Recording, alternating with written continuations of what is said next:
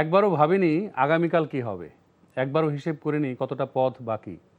বাড়ি ফিরে আয়নায় ভারাক্রান্ত মুখ দেখি, দেখি জানালার ধারে বসে থাকা পাখিটা উড়ে যায়নি ডানা গুটিয়ে, এখনও ভাবছে আকাশ ছাড়া কতটা স্বপ্ন দেখা যায়। গৌতম ভট্টাচার্য রচিত কবিতা আগামীকাল। দর্শক, আমন্ত্রণ জানাচ্ছি এনটিভির নিয়মিত আয়োজন সংলাপ প্রতিদিন আমাদের সাংস্কৃতিক সংগ্রাম অনুষ্ঠানে। আজ আমাদের সাথে বিনোদন জগতের এমন দুজন ব্যক্তি উপস্থিত আছেন যাদের কখনোই পর্দায় দেখা যায় না। দর্শক, তাদের কিন্তু পর্দার পেছনে তারাই সবচেয়ে বড় ভূমিকা রেখে থাকেন। আজ তেমনই দুজন মানুষের কথা শুনবো। পুরো অনুষ্ঠান জুড়ে উপস্থিত আছেন কাস্টিং ডিরেক্টর, জনপ্রিয় মুখ ইফরিত জিনা মিতি, এবং আরও উপস্থিত আছেন কামরুন নাহার কলি। চলুন দর্শক, কথা বলি তাদের সাথে। কেমন আছেন আপনারা? আলহামদুলিল্লাহ ভালো আছি। হ্যাঁ, আমি প্রথমে ইফরিত জিনা মিতিকে দিয়ে আসতে চাই যে কাস্টিং ডিরেক্টর বলতে আসলে কি বোঝায়, তার কাজটা কি? কাস্টিং ডিরেকশন মূলত হচ্ছে সেই ব্যক্তি করেন, এবং ওনার কাজটা হচ্ছে উনি গুরুত্ব সহকারে হচ্ছে অভিনয় শিল্পী খুঁজে বের করেন। ওনার গল্পের যেই চাওয়া হয় ক্যারেক্টার, তো সেই অনুযায়ী এই গল্পের যে মুখটি হবে, অভিনেতা বা অভিনেত্রী হবে, তাকে খুঁজে বের করেন এবং সেই ক্যারেক্টারে রূপদান করেন। তো এই প্রসেসের মধ্যে দিয়ে মূলত কাস্টিংয়ে আমাদেরকে বিভিন্ন রকমের গল্প নিয়ে কাজ করতে হয়, ক্যারেক্টার নিয়ে কাজ করতে হয়, ছোট থেকে বৃদ্ধ পর্যন্ত। তো তখন আমাদের আসলে অনেককেই আমাদের লুক ওয়াইজ বা ওদের বিভিন্ন রকম ক্যাটাগরি করে কাজ করতে হয়।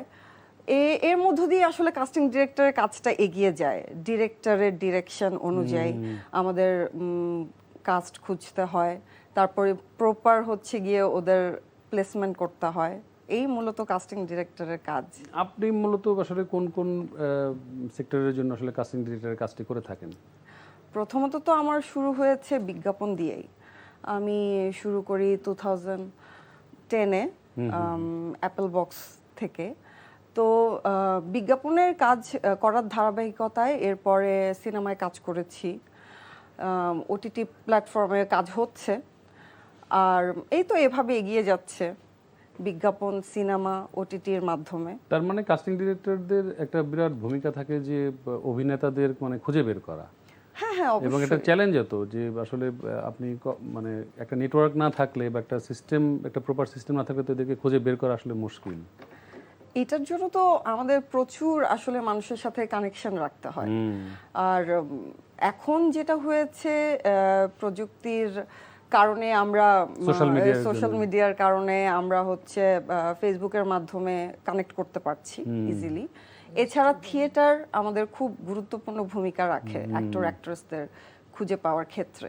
তো থিয়েটারের আমরা হেল্প নেই, বিভিন্ন থিয়েটারে যাই, ওদের সাথে কানেক্ট করি, ওরকম ভাবে আসলে আমাদের কাজটা আগায়। ওকে, আমরা পুরো অনুষ্ঠান জুড়ে শুনবো এই আলোচনা। তো আমরা যদি একটু কামরুন নাহার কলির কাছে আসতে চাই যে বিজ্ঞাপন, নাটক বা চলচ্চিত্রের জন্য শিল্পী নির্বাচনের প্রক্রিয়াটা আসলে কেমন হয়, মানে আপনার প্র্যাকটিক্যাল অভিজ্ঞতা থেকে? হ্যাঁ, আমরা মেইনলি যেটা করি, এই যে আপু যেটা বললো যে থিয়েটার, তারপর হচ্ছে বিভিন্ন সংস্থাতেও আমাদের যাওয়া হয়, যেমন হচ্ছে যারা নাচ করে।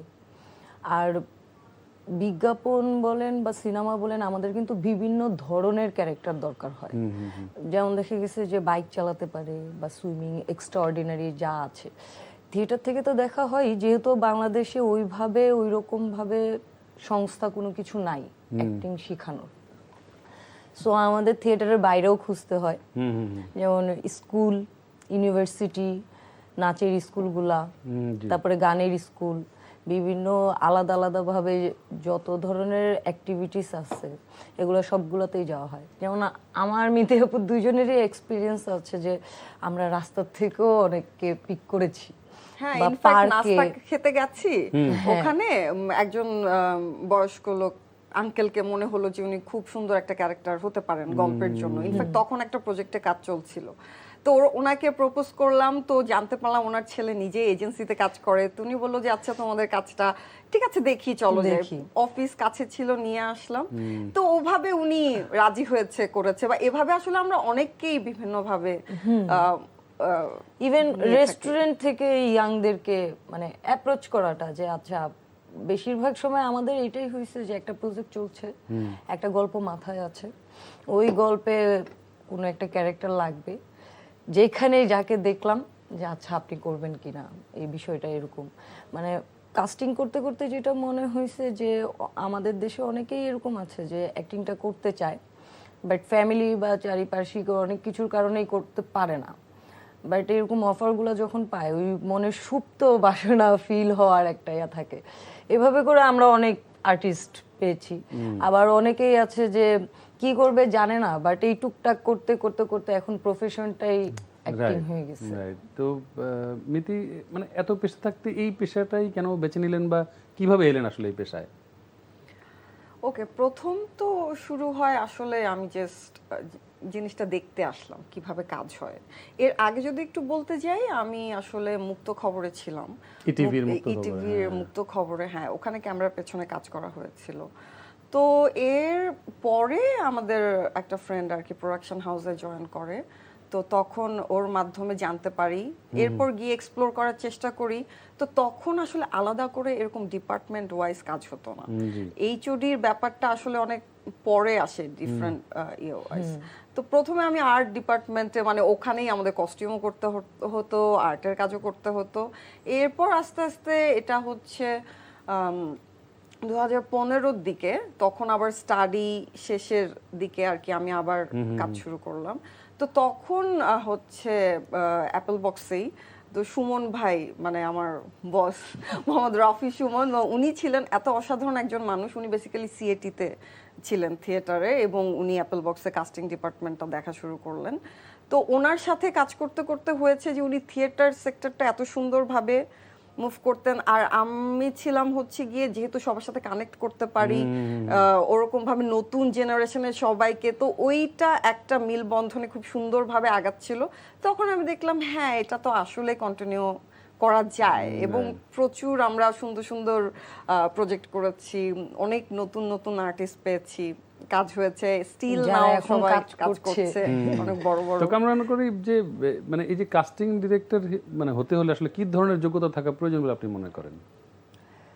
যোগ্যতা বলতে গেলে আমার কাছে যেটা মনে হয়, শুধু কাস্টিং ডিরেকশন না ভাইয়া, যে কোনো কাজ করতে গেলে মেইন একটা যোগ্যতা দরকার, সেটা হচ্ছে কমিউনিকেশন আর কথা বলা জানা, মানে মানুষের সাথে মিশা ভালোভাবে। এখন যোগ্যতার কথা যদি বলি, আমাদের দুইজনের কেমন যোগ্যতা আছে জানি না, বাট আমরা অনেক মানুষের সাথে মিশতে পারি। আপনারা দীর্ঘদিন ধরে কাজ করছেন, একটা হ্যাঁ। সার্কেল হয়েছে বা সার্কেল হয়েছে, বা এছাড়াও আননোন একটা মানুষের সাথে কিভাবে মিশতে হবে বা আচার ব্যবহার, এগুলাই মেনলি দরকার। হ্যাঁ। আর সবচেয়ে বড় বিষয় হচ্ছে গল্পটা বুঝা। তো মানুষ যে কেউ মনে হয় গল্প ভালো বুঝে, বাট এটা আসলে দরকার যে গল্প বুঝে ওই অনুযায়ী ওই ক্যারেক্টারটা, ওই মানুষ, ওই ক্যারেক্টারে কে যাবে, ওই মানুষটাকে খুঁজে বের করা অনেক মানুষের মাঝখান থেকে। আচ্ছা, তো সো এই জিনিসটা বুঝা, এটা আরেকটা যোগ্যতা ধরা যেতে পারে, কি বলো? হ্যাঁ, প্রপার ক্যারেক্টারটাকে যদি ওই গল্পের সাথে আসলে মিলবন্ধন করা না যায়, তাহলে কিন্তু এটা দেখেও মনে হবে যে ওই জিনিসটা আসলে মানাচ্ছে না। আর ওইটা তো থাকেই ডিরেক্ট বা বিজ্ঞাপনের ক্ষেত্রে যদি ভাবে বলি, client, agency, production house, director, সবার তো একটা ইয়ে থাকে যে এরকম আমাদের স্ক্রিপ্ট ওয়াইজ এরকম বলে দেওয়া থাকে যে আসলে আমরা কোন মানুষটাকে খুঁজছি বা চাচ্ছি, সো ওই অনুযায়ী আসলে আমরা অপশন রেডি করি। আমাদের কাছেও এরকম অনেকে তো আসেন যারা কাজ করতে চান, বা আমরা ওরকম খুঁজি। তো ক্যারেক্টারের জায়গা থেকে আমরা ওরকম ভাবে আসলে 3জন বা 4জনকে আসলে রেডি করি, যাদেরকে লুকটা কেমন হবে, কি প্যাটার্নের পরবে, কস্টিউমটা কি হবে। বিশেষ করে আমরা এই জিনিসটা রেডি করি হচ্ছে গল্পের উপরে। ধরেন বিজ্ঞাপনের কথা যদি বলি, তাহলে বিজ্ঞাপনে এক একটা ব্র্যান্ড তো এক একটা মানে প্যাটার্ন ধরে কাজ করে। আর এমনিতেও যখন গল্প, তাদের টার্গেট মার্কেট থাকে একটা, ওই অনুযায়ী হচ্ছে ওরা গল্প রেডি করে যে এটা আমার মিডল ক্লাসের জন্য, না এটা এই প্রোডাক্টটা আমার হাই ক্লাসের জন্য, না এটা আমার লো ক্লাসের জন্য। তো যখন এভাবে রেডি করে গল্প, তখন প্রোডাকশন হাউস, বিশেষ করে আমাদের বেশিরভাগ কাজই হয় প্রোডাকশন হাউসে, তখন মানে ফ্রিল্যান্সার হিসেবে তো আমাদেরকে হায়ার করার পরে আমরা দেখে গেছি যে গল্প পড়ে বা ডিরেক্টরও কেমন চাচ্ছে, ওই অনুযায়ী একটা মানুষকে রেডি করা যে আচ্ছা এই মানুষটাকেই যদি আমি লাইক ধরেন যে আমি একজন বুয়ার ক্যারেক্টার দিব বা একজন গার্মেন্টস কর্মীর ক্যারেক্টার দিব, সে যে গার্মেন্টস কর্মী হতে হবে তা কিন্তু না। তাকে রেডি করা যে লুক ওয়াইজ কি করলে, কি কস্টিউমটা পরলে, আবার তাকে তৈরি করে অ্যাক্টিং এর জন্য ওইভাবে আমরা প্রিপারেশনে কিন্তু আছে। অডিশনটাও নেই, নেই, মানে এটা auditionটাও প্রসেসটা ওইভাবে সব না হয়। জায়গায় নাই, বাট আমাদের প্র্যাকটিসে এটা আছে। মানে ফ্রম দ্য বিগিনিং আমরা চেষ্টা করেছি যে ক্যারেক্টারটার কথা বলা হচ্ছে গল্পে, তাকে আসলে ওইভাবেই প্রেজেন্ট করা, মানে professional- যেন বিশ্বাসযোগ্যতা প্রফেশনাল জায়গা থেকে সৃষ্টি প্র্যাকটিসটা হয়। এমনই হওয়া উচিত, সেটা বলছি। অবশ্যই। আমি যেটা একটা প্রশ্ন করতে চাই যে এই যে যারা নতুন একেবারে ধরেন বিজ্ঞাপন বলি, চলচ্চিত্র বলি, যে কোনো মাধ্যমে বলি, যখন আপনারা অডিশন নিচ্ছেন তখন একজন নতুন শিল্পী যারা এই জায়গাটাতে লাইক ক্যামেরার সামনে প্রথম আসবে, বসবে বা নার্ভাস ফিল করছে বা তার হয়তো এক্সপিরিয়েন্স নাই, এই নতুন শিল্পীদের প্রস্তুতিটা আসলে কেমন হওয়া উচিত? মানে আপনার দীর্ঘদিনের অভিজ্ঞতা থেকে আসলে কি মনে হয়, যে আমি যদি ছোট্ট করে জানতে চাই। আসলে প্রথমে আসার পর তো তাকে একটা কমফোর্টের জায়গা একটু দিতে হবে, কারণ আমি জানি না সে কতটুকু ভালো করবে। মানে ওই মানুষের করছে। প্রস্তুতিটা আসলে কেমন ওই- হওয়া উচিত? ওই মানুষটার আসলে প্রস্তুতিটা তাকে প্রথমত আর কি জানতে হবে, তাকে আসলে কিভাবে কথা বলতে হবে ক্যামেরার সামনে, এটা দেখেই আসলে আমরা ডিসাইড করব। তার লুক তো একটা বিষয়, অবশ্যই সে ক্যারেক্টারটা জেনে ওরকম লুক ওয়াইজ নিজেকে রেডি করে নিয়ে আসবে। যেমন তারপর হচ্ছে গল্প কথা পড়ার বলাটা। পরে অনেকেই আমাদের আছে যে আমরা গল্প পাঠাই, আমি কাজ করতে চাই কিন্তু পড়ে না, স্ক্রিপ্ট পড়ে না, script যে পড়ে না। আচ্ছা যে শুনবো। আপনি যেটা বললেন যে প্রিপারেশনটা, ডেফিনেটলি প্রিপারেশন দরকার, যে যারা ক্যামেরার সামনে কাজ করতে চায়, যে কি কেন অডিশনে ডাকা হচ্ছে, কি স্ক্রিপ্টে গল্পটা পড়ে দেন হচ্ছে ওই অনুযায়ী কস্টিউম বা চরিত্রের মতো করে চরিত্রের নিজেকে মতো করে তৈরি করা। যতটা করা সাজিয়ে। যায়, সাজিয়ে আসার পরে হচ্ছে আরেকটা যেটা বললেন যে একদম নিউ কামার যারা যারা কখনোই করে নাই বা থিয়েটারের সাথেও যুক্ত থাকে না, যেটা আমরা করি যে অনেক সময় আউট অফ নো ইয়ার আমরা সামনে একজন মানুষকে দেখলাম, right. বললাম, ওইসব ক্ষেত্রে আমরা যেটা করি আমরা একটু টাইম নেই, যে তার সাথে কথা বলি, Right. মিশি, যে তাকে সে একটু যেন time দেই। কমফোর্টেবল হ্যাঁ, ফিল করে, ওই জোনটার তো মধ্যে। কমফোর্টেবল ফিল করার পরে আস্তে আস্তে গল্পের ভিতরে ঢুকাই, যে আসলে এই জায়গাটায় যদি তুমি থাকতা তাহলে কি হতো, এরকমও হইতে পারতো, বা কয়েকটা প্রেক্ষাপট আর কি তার মানে দেওয়া হয়। একজন আর্টিস্টের তার হচ্ছে উচ্চারণ, কথা মানে বাচন ভঙ্গি হ্যাঁ। এবং এক্সপ্রেশন এবং অ্যাক্টিং এর স্কিল যতটা সম্ভব ডেভেলপ করে মানে ক্যামেরার সামনে বসা উচিত, সেটাই আপনারা বলতে চেয়েছেন, আমি যতদূর বুঝেছি। তো কলি যে এই যে একটি পেশাদার কাস্টিং প্রক্রিয়া আসলে কেমন হওয়া উচিত, আমরা শুনছিলাম এতক্ষণ যে তো বাইরে তো এজেন্সি থাকে, তো মানে আমাদের এখানে আসলে এখনো ওইরকম কিছু তৈরি হয়নি কেন, যে আমরা কাস্টিং এর জন্য এই যে দাঁড়া দাঁড়ায় ঘোরা বা রাস্তা থেকে একজনকে পিক করা, সেটা না করে একটা প্রফেশনাল এজেন্সি থাকে না, যে আমরা এর কাছ থেকে মডেল পিক করব, সেটা আসলে কেন হচ্ছে না আমাদের এখানে?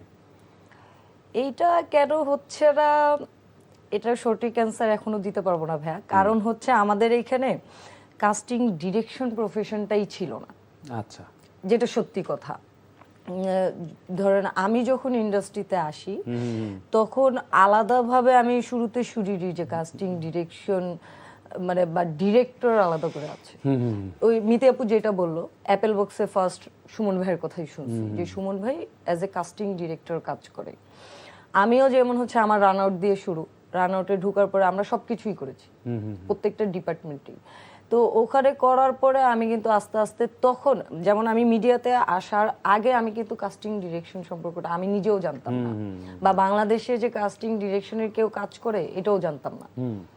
আসার পরে জানা, তারপরও তখন ওইভাবে আমি কাস্টিং এ কাজ করতে দেখছি হচ্ছে মিতি আপুকে, সুমন ভাইকে, আর বেশিরভাগই হচ্ছে ইন হাউস ছিল।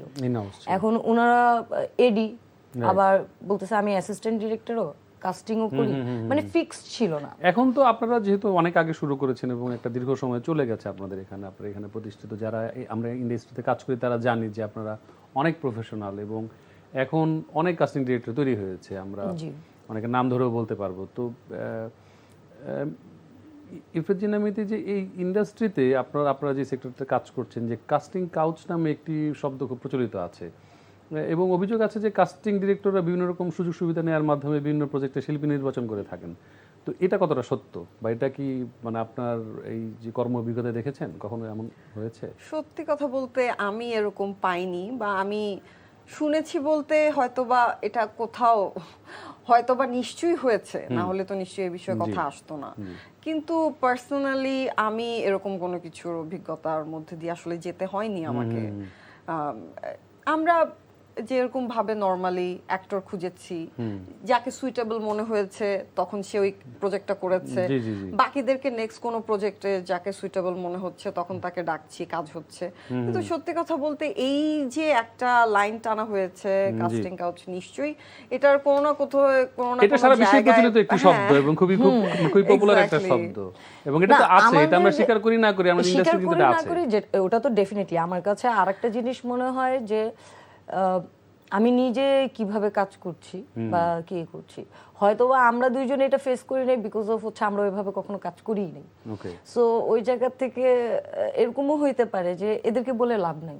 আসলে এই কারণ আমাদের আমরা- সেক্টরের বাইরেও তো আরো অনেক কিছু মানে আমার হচ্ছে। জানার ইচ্ছা যে আপনারা কি কখনো শোনেন নাই বা এই ধরনের অভিজ্ঞতা বা কোনো আর্টিস্টের না, কাছ আমি থেকে? আর্টিস্টের কাছে শুনেছি এবং কিছু মানে কাস্টিং ডিরেক্টর হিসেবে বলবো না, বাট কাস্টিং এর বাইরের অনেকে, প্রোডিউসার বা Director, ডিরেক্টর, হ্যাঁ, এবং অনেক জায়গায় স্ক্রিনশটও দেখেছি যে মানে ওদেরকে এরকম মেসেজ পাঠাচ্ছে, বলছে, হ্যাঁ, বিভিন্ন ভাবে আর কি ইঙ্গিত দিচ্ছে যে তোমরা আবার তাহলে এমনও ওরকম- হয়েছে যে হয়তো একজন মার্কেটের খুবই বিখ্যাত বা খুব জনপ্রিয় একজন ডিরেক্টর, তার নামে হয়তো ফেক আইডি খুলে অন্য কেউ হয়তো Absolutely. ব্ল্যাকমেইল করেছে, এটা- এমন তো এটা তো হয়েছে, হয়েছে, এমন আমরা এটা তো দেখেছি নানা সময় নানা definitely। জায়গায়, এবং প্রায় এগুলো নিয়ে আলোচনা শুনেছি আমরা। তো কামরুন নারকলি কাজ করতে গিয়ে আপনি কখনো কোনো মানে সমস্যায় পড়তে হয়েছিল? মানে হয় না এমন যে আপনি একজনকে ঠিক করলেন, সে হয়তো টাইমলি সেটেই আসলো না বা তাকে হয়তো রিচ করতে পারলেন না, বা মানে অন্য কোনো ধরনের সমস্যায় কি পড়তে হয়েছে?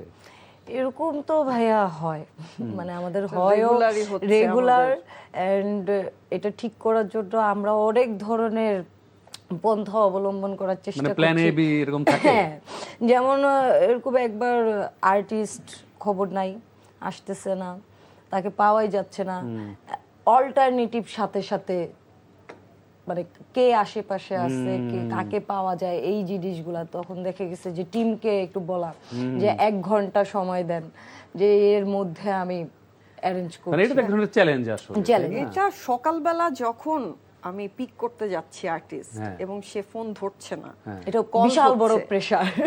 ইভেন আমার সাথে এরকম একটা এক্সপিরিয়েন্স আমি যদি শেয়ার করতে চাই, মানে সিলেটে যাব আমরা, তো অলরেডি আর্টিস্ট কয়েকজন গাড়িতে উঠেছে, আরেকজনকে আমরা পিক করতে যাব, বসুন্ধরা অ্যাড্রেস দেওয়া, কিন্তু যে অ্যাড্রেস বসুন্ধরা থেকেও আরো অনেক ভেতরে, মানে ওইটার কোনো ট্রেস পাওয়া যাচ্ছে না, হ্যাঁ। স্টিল পুরা এলাকা ঘুরে আমি চিৎকার করে করে ওই মেয়ের নাম ডেকে, এবং এলাকার একজন এসে বলছে আপু এই বাসায় একটা মডেলের মতো মেয়ে থাকেও হইতে পারে। আমি লিটারেলি 2 ঘন্টা ধরে ওই এলাকা খুঁজে ওই মেয়ের বাসায়, এবং ওই মেয়েরই বাসায় ওইটা পাওয়া গেল, দোতলায় সে দিব্যি ঘুমাচ্ছে এবং ফোনটা তার সাইলেন্ট করে রেখে ঘুমাচ্ছে সে কি তার প্রফেশনাল বাসায়। আর্টিস্ট? এখন সে কি করছে আমি জানি না, আমরা ওই সেটা সময় সে আমি professional ছিল? 4 বছর আগের কথা বলছি। তো হ্যাঁ, অবশ্যই প্রফেশনাল, মানে মডেলিং করছে, এই যে এই acting পয়েন্টটাও করছে। ভাইয়া, যে মানে আপনি এটা তখন আপনি বললেন না কিভাবে কি আপনি ইয়ে যোগ্যতা করবেন, থাকা কারণ উচিত। ঢাকার বাইরে তার শুট। বিজ্ঞাপনের শুটিং ছিল? জি, তার মানে নিশ্চয়ই খুব ভোরে মানে হ্যাঁ। ছিল। অবশ্যই ওদের আমরা নিয়ে আমরা সিলেট যাব, পৌঁছাবো, ওই দিন বিকালেও শর্ট ছিল, মানে খুবই ডিজাস্টার। তখন আমাদের আসলে কি করা উচিত জানি না, কিন্তু কিছু ক্ষেত্রে হয় ফোন বন্ধ থাকে, যেটা সকালেই ধরেন কল টাইম ছিল, Right. সকালেই আমরা কাজ করতে হবে, তখন অবশ্যই সেকেন্ড কোনো অপশন খুঁজে আমাদের প্লেস করতে হয়। মানে এটা যেমন এটা এই খুবই হরিবল। similar জিনিসটা আমারও সিলেটে শুট ছিল, শ্রীমঙ্গল।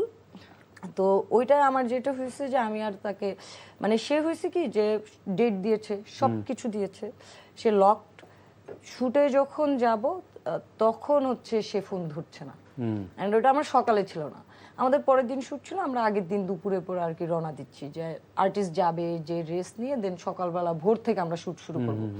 সে ফোন ধরে না, আমার অ্যাসিস্ট্যান্টকে তার বাসায় পাঠানো হয়, গার্ড উপরে উঠতে দিবে না, যখন নিচের থেকে কল দিছে গার্ড, তখন সে ফোন ব্যাক করে বলে যে আমি করব না। বাট আমার তখন সিচুয়েশন, আমার আর্টিস্ট পাঠাইতে হবে, সাথে সাথে 1 ঘন্টা গাড়ি ডিলে করে, নিকেতনে আরেকজন ছিল, কথাবার্তা বলে আবার সে সেম প্রসেসিং 1 ঘন্টার মধ্যে করে আর্টিস্ট কনফার্ম করে তারপরে পাঠাইতে হয়েছে। এটা খুবই আসলে কি বলবো যে মানে মানে ভয়ঙ্কর একটা অভিজ্ঞতা। প্রফেশনালিজমের যে অবস্থা, হ্যাঁ, এই যে মাঝে মধ্যে আমাদের- সামনে কাজ করতে হলে এই জিনিসটা প্রফেশনালিজমটা খুবই দরকার। রাইট। যারা এই যোগ্যতাটা ডেফিনেটলি দরকার। কমিটমেন্ট, হ্যাঁ, কমিটমেন্ট ইজ ভেরি ইম্পর্টেন্ট। আপনি কি মনে করেন যে আমাদের এখানে যে ইন্ডাস্ট্রিতে মেধার যথাযথ মূল্যায়ন হচ্ছে, নাকি একটু কম মেধাবী হয়েও ব্যক্তিগত পরিচয়, ক্ষমতা, সম্পর্ক বা যোগাযোগের মাধ্যমে কাজ বাগিয়ে নিচ্ছে? দুভাবেই হচ্ছে। মেধার ভিত্তিতে যারা কাজ করছে এটা আমরা চোখের সামনে দেখতে পাচ্ছি, অনেক ভালো ভালো কাজ হচ্ছে আমাদের এখানে এখন, না বললেই না। আবার কিছু কিছু জায়গায় যারা আসলে এইভাবে ক্ষমতা খাটিয়ে বা একটা সিন্ডিকেটের মধ্যে বারবার দেখা যাচ্ছে ওই সেম আর্টিস্টরাই ঘুরে ফিরে ওসব জায়গায় আর কি কাজ করছে, তো ওইটাও আসলে চলছে। এটা আসলে বিভিন্ন ভাবেই চলছে। এটা যারা আসলে মেধাবী কাজ করছে, আমার কাছে যেটা মনে হয় যে যারা অ্যাকচুয়ালি মেধাবী তাদের টেনশনের কিছু নাই, কারণ যেই কাজই হোক না কেন জি। সে তো কভার আপ করেই যাবে। আমি শিখতে হবে আর কি। মানে আপনাদের দুজনের কথা সূত্র ধরেই বলতে চাই যে মানে ডিউ টু রেসপেক্ট, যে অভিযোগ আছে এরকম যে মানে বিশেষ করে বিজ্ঞাপন এবং ওটিটির কাজগুলোতে ঘুরে ফিরে একই শিল্পী কাজ করছেন। তো মানে দেশে কি আসলে শিল্পীর অভাব, নাকি আসলে এখানে কোনো সিন্ডিকেট কাজ করছে, মানে কি বলবেন কলি? শিল্পীর অভাবও আমাদের দেশে আছে ভাইয়া। যেমন এটা কেন বলবো, আমি অনেক এরকম ফেস করেছি যে থিয়েটারে অনেক ভালো কাজ করছে কিন্তু তাদের পছন্দই না যে ক্যামেরার সামনে কাজ করবে। তারপরে হচ্ছে আবার অনেকে আছে যে ইচ্ছা আছে, মন চাচ্ছে 2-3টা কাজ করি, সে থিয়েটারেরও না কোনো কিছু না, কিন্তু 2-3টা কাজ করি সে ভালো করে বাই ন্যাচারালি, কিন্তু সে পরবর্তীতে আর কাজ করবে না। আমাদের এরকম, বিশেষ করে আমিও এরকম অনেক ফেস করছি যে একটা ক্যারেক্টারে একজনকে চাচ্ছি নিতে, সে ভালো কাজও করে কিন্তু সে আর কাজ করবেই না।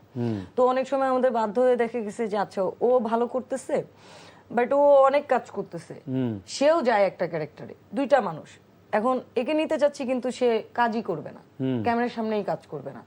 কেন করবে না ওইটাও জানি না। অনেকে আছে যে বলে যে না আমার এক্সপিরিয়েন্স ভালো হয় নাই, শুটে যে আমি দেখে গেছি অনেকক্ষণ বসে থাকতে হয়েছে, করতে হয়েছে, এইসব জায়গা থেকেও কিন্তু অনেকে কাজ করা বাদ দিয়ে দিচ্ছে। তো ওই জায়গায় আমি আর কি করবো, বা প্রপার সম্মান এটাও হয়তো পাচ্ছে না, বা সেটা টাইমলি পাচ্ছে না। হ্যাঁ, এইসবও আসে যে প্রপার সম্মানই পাচ্ছে না। এখন এই জিনিসগুলোও খুঁজে বের করতে হবে যে কোন জায়গায় সমস্যাটা, কারণ অনেক কিছুর ক্ষেত্রে হচ্ছে যে প্রোডিউসাররা অনেক সময় ছাড়ছে না, আবার অনেক প্রোডিউসার এরকম আছে যে তারা টাইম মতো সবকিছু ছেড়ে দিচ্ছে, বাট যে কমিউনিকেশন করেছে, যে যার থ্রুতে আর্টিস্ট কাজ করতে গিয়েছে, সে ঠিকমতো জিনিসটা দিচ্ছে না, মানে একটার সাথে একটা রিলেটেড। তো মিত্র কি তাই মনে করেন যে মানে এটাই একমাত্র কারণ, নাকি আরো অন্য কোনো ভিতরগত কোনো বিষয় আছে যেটা আসলে আমরা জানি না, বা সত্যি সত্যি এক ধরনের সিন্ডিকেট কাজ করে এখানে? আমরা দেখা যায় যে একটা বিশাল মানে বাজেটের হয়তো বিজ্ঞাপন হচ্ছে, সেটা এখন তো বিগ বাজেটের কাজ হয়, 70-80 লক্ষ 1 কোটি টাকার উপরেও কাজ হয়, তো কিন্তু আর্টিস্ট রেমুনারেশন দেখা যায় যে খুবই পুয়ার। তো এখানে শিল্পী বা এখানে যারা আরো সংশ্লিষ্ট লোকজন আছেন তারা আসলে কেন এই পেশাটায় আসবে, বা কি পাবে তারা আসলে? শুধুমাত্র বিজ্ঞাপনে বা টেলিভিশনে চেহারা দেখাবে, এই ধরনের একটা নিয়ে তো তার পেট চলবে না। না, তো ওইটাই মানে আমরা দেখে থাকি যে প্রায় একই ধরনের মুখ বারবার ঘুরে ফিরে আসছে। এতে কি আপনাদের ক্লায়েন্টরা বা যারা এজেন্সির লোকজন আছেন বা ডিরেক্টর বলেন, হাউসগুলো বলেন, তারা কি এগুলো নিয়ে আলোচনা করে নিজেদের মধ্যে? না, আলোচনা হয় কিছু কিছু ক্ষেত্রে, আবার কিছু কিছু ক্ষেত্রে ক্লায়েন্টের পছন্দ থাকে যে না আমার ওনাকেই লাগবে, তখন সেসব ক্ষেত্রে কারো কিছু করার থাকে তখন কারো কিছু করার থাকে না। আবার কিছু জায়গায় এই যে আমরা এত কষ্ট করে অনেকগুলো ক্যারেক্টার বের করছি, তাই না, তাদেরও তো কিছু জায়গায় সুযোগ হওয়া উচিত, এবং সুযোগ হচ্ছে কাজের, কিন্তু খুবই কম পরিসরে। সেগুলো আসলে বাড়ানোর চিন্তা ভাবনা আসলে করা উচিত আমাদের। আমাদের ওটিটিতে এখন প্রচুর ভালো ভালো কাজ হচ্ছে, কিন্তু সবগুলো ফিকশনেই একই মুখ আসলে ঘুরে ফিরে আমরা দেখি। এটা থেকে বের হওয়ার আসলে উপায় কি? এই যে একটা এটা থেকে বের হওয়ার মেন উপায় হচ্ছে নতুনদেরকে অপরচুনিটি দেওয়া। হ্যাঁ, এই একটা ভয় থাকে আমাদের এখানে, বিশেষ করে ধরেন কি ভয়টা থাকে যে নতুন একজনকে করলাম কিন্তু সে যদি পুল আপ না করতে পারে, হ্যাঁ হ্যাঁ হ্যাঁ, তো ওই ভয়টা থেকে অনেক ডিরেক্টররা আছে বা অনেক জায়গায় আছে, প্ল্যাটফর্মের জায়গা থেকেও চিন্তা করে যে আচ্ছা আমার তো এটা। আর আমাদের দেশে সবচেয়ে বড় প্রবলেম যেটা হচ্ছে যে আপনি যেটা বললেন বাজেট, আমরা শুধু শুনি যে এত তো Big বাজেটে কাজ budget-এর হয়, কাজ কিন্তু আমরা হচ্ছে, পাই হ্যাঁ, না। হ্যাঁ, হ্যাঁ, হ্যাঁ। এটা তো তো আমরা সবসময় artist-রাই শুনি, পায় না। আমরা সবসময় শুনি যে বাজেট নাই, বাজেট নাই। কম বাজেট। তো ওই জায়গা থেকে তো ইভেন ইদানিং এমনও হয়েছে যে মানে আমি কাউকে উদ্দেশ্য করে বলছি না বা ছোট করার উদ্দেশ্য অ্যাজ এ হোল দেখা যাচ্ছে যে নাটকের চাইতেও কম বাজেট বলা হচ্ছে বিজ্ঞাপনে। এক্স্যাক্টলি, হ্যাঁ। এটার একটা গুরুত্বপূর্ণ এখন যার ব্রেড এন্ড reason বাটার এটা আছে। সে কিভাবে সার্ভাইভ করবে মার্কেটে? এখন যেটা হয়ে গেছে, এখন আসলে কন্টেন্টের যুগ এসে গেছে। জি। সো একটা ব্র্যান্ড খুব সহজেই কোনো একজন ব্র্যান্ড প্রমোটারের কাছে প্রোডাক্ট পাঠিয়ে দিয়ে তা ওর প্রোডাক্টের প্রমোশন করিয়ে নিচ্ছে, ভিডিও বানিয়ে ওর প্রমোশনের কাজ হয়ে গেল একজনকে। তো ও কেন টাকা খরচ করে আসলে এই বিজ্ঞাপন বিজ্ঞাপনটা বানাবে? বানাবে? হ্যাঁ, যেটা আসলে আর আমাদের ব্রেড এন্ড বিজ্ঞাপন বাটার। বানালেও তারা মানে আর্টিস্টের ক্ষেত্রে এত দরকার হচ্ছে না, কারণ এখন এই যে আপু যেটা ফার্স্টেই বললো, সোশ্যাল মিডিয়া, ইনস্টাগ্রাম, তারপর হচ্ছে ফেসবুক, এই কন্টেন্ট ক্রিয়েটর ইয়াতে একটা স্টোরি, একটা ইয়াতে ওগুলাতেই হচ্ছে অল্প তাদের বাজেটে হয়তো মার্কেটিং ওবিসি পলিসি বানিয়ে ফেলছে। এক্স্যাক্টলি, হয়ে যাচ্ছে। তো এটা আমাদের জন্য খুবই মানে আমি বলবো যে কিছু কিছু জায়গায় হ্যাঁ এটা ভালো কাজ করছে, কিন্তু অ্যাকচুয়ালি যারা এই যে অ্যাক্টিংটাই করে আসলে ওদের জীবনটা চলবে, তো তাদের আসলে এটা অনেক ক্ষতি হয়ে যাচ্ছে। এবং আমরা খুব ভালো ভালো অ্যাক্টর কিন্তু এই জন্য হারাচ্ছি। কেউ বলতে পারবে না আমার একমাত্র প্রফেশন আমি অ্যাক্টর। এর পাশাপাশি কে কি করছে এটাও কিন্তু একটা গুরুত্বপূর্ণ, আপনি কি হ্যাঁ করেন হ্যাঁ হ্যাঁ। এর আজকে পাশে। এনটিভি লাইভে আপনি কি বলবেন যে এই যে যারা ধরেন আপনাদের সাথে যোগাযোগ করতে পারছে না, যারা জানে না হয়তো আমি অ্যাক্টিংটাকে ভালোবাসি বা এটা নিয়ে আমি কাজ করছি, কিন্তু ঠিক কোথায় যেতে হবে আমাকে, কার সাথে যোগাযোগ করতে হবে এটা তারা জানে না, তাদের উদ্দেশ্যে কি বলবেন? হ্যাঁ, আমি যেমন কাজ করছি, আমার অ্যাসপায়ার কাস্ট নামে একটা এজেন্সি আছে, তো সেখানে ওরা ইনবক্স করতে পারে। তো আমাদের প্রসেস অনুযায়ী যখন যাকে যেখানে লাগবে ওটা আমি প্লেস করি, এবং সবার ইনফরমেশনই আসলে রাখছি, কারণ আমরা তো চাইলেও আসলে সব জায়গায় সবাইকে একই সাথে একসাথে নিতে পারছি তার না মানে তো বা ঘুরে কাজে- ফিরে এসে এজিয়েন্সির ধারণাটা আসছে যে আপনাকে একটা অবশ্যই। এই যে আপনার ওই database কোশ্চেনের তৈরি করতে হবে। হ্যাঁ হ্যাঁ হ্যাঁ, এটা আমরা করছি, আস্তে আস্তে সময় লাগবে, কারণ আমাদের এখানে প্র্যাকটিসটা নাই, এবং ওই কমিটমেন্টটাও আসলে আর্টিস্টরা রাখতে পারে না যে আমি একজনের মাধ্যমে গিয়ে কাজটা করব, ওই বিশ্বাসটা রেখে যে আমি একজনের হাত ধরেই আগাবো। আর এই সবচেয়ে বড় কথা প্র্যাকটিসটা হচ্ছে নাই, ভাইয়া, ওই সবাই প্র্যাকটিসের বিষয়। ফ্রেন্ডস হয়ে যাচ্ছে। হ্যাঁ, ডিরেক্টরস, প্রোডিউসার বা ওরকম আর্টিস্টরা এসে Circle ফ্রেন্ডস হয়ে হয়ে, যাচ্ছে সার্কেল হয়ে, ফ্রেন্ড হয়ে ওরা ওরকম ভাবে চলছে, কিন্তু মাঝখান দিয়ে যে কাস্টিং ডিরেক্টর তাকে নিয়ে আসলো ইন্ডাস্ট্রিতে, সে আসলে মাইনাস হয়ে যাচ্ছে অনেক জায়গায়। হ্যাঁ, কাস্টিং ডিরেক্টরের জি। আসলে প্রয়োজন বোধ হচ্ছে জি। না। তো এটা তো আমাদের জন্য খারাপ, এটা অবশ্যই আমাদের ইন্ডাস্ট্রির জন্য খারাপ হচ্ছে, এবং একটা নেক্সট জেনারেশন যারা ভালো কাজ করবে উঠে আসতে পারতো, যারা এটাতে ইনভলভ হয়ে মোটিভেটেড হয়ে কাজ করতে পারতো, ওদের জন্য এটা আসলে কি বলবো খুবই আর কি হ্যাঁ জি, ডিসঅ্যাপয়েন্টিং। মানে করে কিছু বলতে যাচ্ছিলেন। না, আপনিও তখন আমাকে কোশ্চেনটা করলেন না যে এজেন্সি এটা কি হবে, তো ওই জায়গা থেকে আগে কাস্টিং ডিরেক্টর ছিল না, এখন কাস্টিং ডিরেক্টর আছে বা হচ্ছে, এন্ড আমরাও ট্রাই করছি এজেন্সির দিকেই যেতে, যেখানে শুধুমাত্র এজেন্সি মানে এটা না যে সব ধরনের কাজ হবে, এখানে অ্যাকচুয়ালি কাস্টিংই করা হবে এন্ড ঠিকভাবে, যে নতুন আর্টিস্টদেরকে কিভাবে রেডি করতে হবে এন্ড ওদের কি কি করা উচিত। আপনি ওই যে সেকেন্ড কোশ্চেনও যখন বললেন যে আর্টিস্টদের কি করা উচিত, ওই জিনিসগুলোও সাজানো হবে বা বলা হবে যে এইভাবে করেন, এন্ড চেষ্টা করছি। যেমন এই যে মিতি আপু তো বললো, মিতি আপুটা যেমন আমিও স্টার্ট করে দিয়েছি অলরেডি কোলিভার্স নামে। ওকে, তো ওই জায়গা থেকে আমরা আমাদের জায়গা থেকে চেষ্টা করছি। এখানে অনেক নারীরা কাজ করেন, আপনারা যেমন দুজন নারী আছেন, দীর্ঘদিন ধরে কাজ করছেন, নিশ্চয়ই অনেক চ্যালেঞ্জের মানে মুখোমুখিও হয়েছেন। তো যারা নতুন শিল্পী আছে, যারা কাজ করতে চায় এখানে, আমি বলেছি তো নতুন শিল্পীরা যারা আছে, তারা যে এই যে বিভিন্ন ধরনের স্ক্যাম হচ্ছে, এই ধরনের স্ক্যাম বা প্রতারণা থেকে তারা কিভাবে নিজেদেরকে রক্ষা করতে পারে? স্ক্যাম বলতে আসলে ওই যারা এইটার সুযোগ নিচ্ছে, আমি বলবো এরকম কয়েকটা সিচুয়েশন আমরা লাস্ট টাইম ইনফর্ম হয়েছি যে একজন এরকম কাস্টিং করছে, তো উনি বলল যে হ্যাঁ আপনার বাচ্চা হচ্ছে লক, কিন্তু আপনাকে এত টাকা পাঠাতে হবে। কেন? ওর কস্টিউম বানাতে হবে। জি। হ্যাঁ, তো এটা বলে আসলে ওই বাচ্চার মায়ের কাছ থেকে বিকাশে টাকা নিল বা হ্যাঁ, এরকম একটা ইনসিডেন্ট এসছে আমাদের কাছে। তো ওকে আমরা পরে ধরলাম, তো সে তার ফোন এবং সবকিছু বন্ধ করে দিল, ব্লক করে দিল, সে কোনো কমিউনিকেশনের মধ্যে নাই।